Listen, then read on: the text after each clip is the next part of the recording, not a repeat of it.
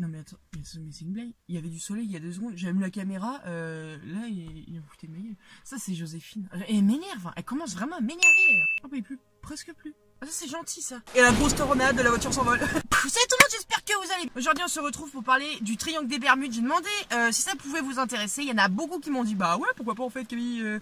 Du coup, là c'est parti. On commence par l'emplacement du triangle des Bermudes. Ça serait cool parce que si tu crois que c'est au Maroc alors que c'est pas du tout là. Non. Déjà il va falloir savoir que le triangle des Bermudes il se situe dans l'océan Atlantique. Déjà. Si tu sais pas où c'est, je te mets une petite carte. Parce que moi, je sais qu'à ta place, je serai en mode c'est dans le nord. Donc, c'est entre la Floride, Bermudes, Porto Rico. Si je dis une connerie, bah, vous direz au site Wikipédia. Sur la photo, faut quand même savoir qu'il y a écrit les Bahamas. Et c'est là où je vais aller. Donc, finalement, je vais plus y aller parce que, bah, non, c'est mort. Là, tu vois, les Bahamas, c'est vraiment limité. C'est pas forcément dans le triangle.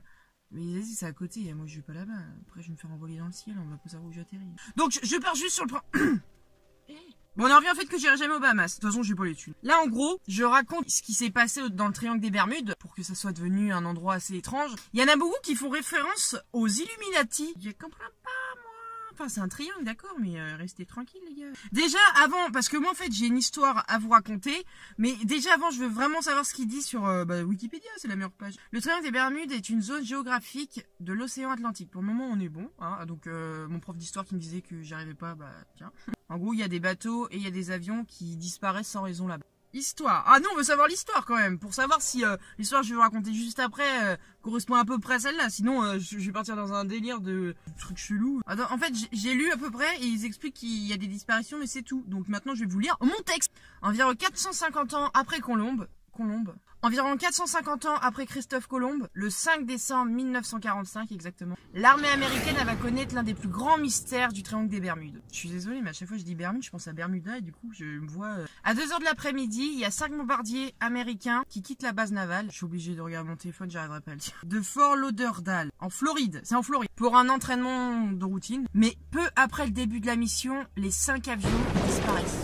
Mais je fais toujours référence à Joséphine, mais en même temps, je l'imagine tellement faire hop là, ils disparaissent. Ça se trouve, elle habite dans les Bermudes, c'est pour ça qu'elle a ce pouvoir-là. Là, c'est le moment le plus glauque, parce que le mystère il s'épaissit. Tu vas savoir pourquoi, c'est que ils ont envoyé un avion de secours qui a essayé d'aller chercher les 5 avions, mais il a disparu. Il y a un problème à un moment donné, je t'envoie plus aucun avion là-bas. Genre c'est comme une chasse d'eau quoi, il y a un trou noir qui doit passer, qui... Je sais pas, il fait le ménage. Là, ça fait quand même 6 avions pilotés par des aviateurs professionnels qui disparaissent comme ça. Là, il y a un problème. Avouez, c'est étrange. Ils ont eu l'idée, c'est de mettre des caméras et des radars. Les radars, bah, ils marchent pas du tout. Et les caméras, elles captent rien. Vu que les caméras et la radio ne captent rien, bah, tout le monde se demande où ils sont. Bah, ils sont dans le trou du cul du monde, je pense, maintenant. Hein, là, c'est le cas de le dire. En 1970... il y a un jeune homme qui s'appelle Gernon qui effectue un vol avec son père et son associé entre les Bahamas et la Floride. Ce jour-là, Gernon, il découvre un nuage très très bizarre devant son avion. Et il explique alors que le nuage, il s'est enroulé autour de leur avion. Et il explique que le nuage, il fait comme un vortex. En fait, je sais pas c'est quoi, donc je vais aller tout de suite voir sur internet. Et pour ceux qui savent pas, je vais vous montrer. Et on s'aide, hein. Ah oui, oh oui. Ah, ça c'est ma phobie, sa mère. Par exemple, moi j'habite à Angers et dans la Loire, tu vois, il y a plein. Bon, je sais pas c'est quelle taille qui parle là, mais moi je sais qu'il y en a des mini. Et les mini, ça me fait peur. Alors si j'en vois un gros, mon gars, ça en fait.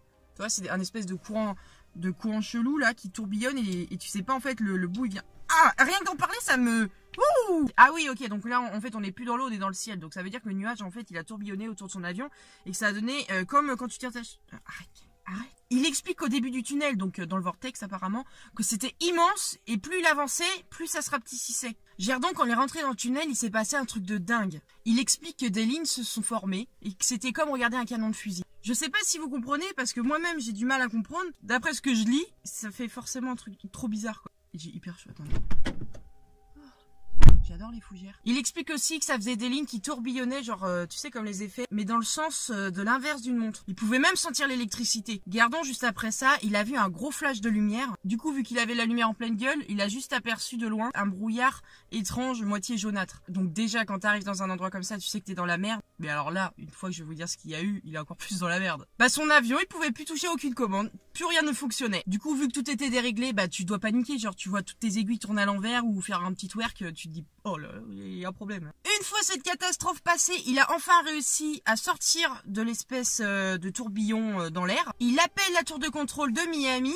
Mais la tour de contrôle, en fait, elle capte pas du tout l'avion. En fait, l'avion n'est pas du tout capté par le radar. 3 minutes plus tard, le contrôleur, il reprend la radio tout excité et il explique qu'il avait localisé à Miami, alors que de base, Miami, c'est pas du tout où il était au tout début avant d'avoir passé l'espèce de truc chelou. Il explique qu'il n'arrivait pas à y croire parce qu'il avait volé que 33 minutes et ça aurait dû durer beaucoup plus longtemps. Alors, est-ce que ça ne serait pas un petit portail dans le temps? En fait, on en voit tellement dans les films, ou alors je sais plus comment ça s'appelle, mais il y a un jeu où que c'est des portails, genre tu mets ta main et puis attends, je vais essayer de faire un effet. Jugez pas, j'ai envie d'essayer. Attends, parce que là, tu vois, je mets... je suis pas sereine, je suis pas au volant, je suis en train d'allumer une voiture, la voiture elle peut foncer dans le garage, je pars en courant. Je crois qu'il y a 10 stars de mes fesses. Monétisation, au revoir. Parce que ça reste pour moi un truc hyper fascinant, même si rien n'a été prouvé. Je trouve ça hyper cool de partager des trucs comme ça avec vous. Je sais qu'il y a quand même pas beaucoup de vidéos par rapport au triangle des Bermudes. Et je sais qu'il y a des youtubeurs qui ont déjà expliqué ce que c'est. Et moi, je voulais raconter en fait l'histoire de ce mec qui est extraordinaire. Il nous explique en fait ce qu'il a vécu pendant qu'il a été dans le triangle des Bermudes. Et il y en a d'autres en fait qui vont expliquer l'histoire. Donc c'est deux choses différentes. Je voulais pas raconter l'histoire parce que je sais qu'il y a d'autres youtubeurs qui l'ont fait. Puis bah franchement moi je regarde pas 2 fois une vidéo du même sujet, ça paraît normal, à moins qu'il y ait des petites choses qui changent comme là, hein. Donc voilà, j'espère que ça vous aura plu, n'hésitez pas de liker, commenter, partager, vous abonner. Et on arrive bientôt aux 90 000 abonnés. Quoi dire de plus? À part merci. Il y a un avion. Ne va surtout pas aux Bahamas mon gars. Les gens, je suis en train de penser à un truc là. Bon en fait je vous le dis, vous me voyez plus, mais j'ai envie de quand même vous dire un truc. En fait, je suis en train de penser à un truc, les gens qui vont aux Bahamas, ils prennent l'avion. Mais ils ont vraiment pas peur parce que c'est vraiment juste à côté du triangle des Bermudes quoi. Bon allez,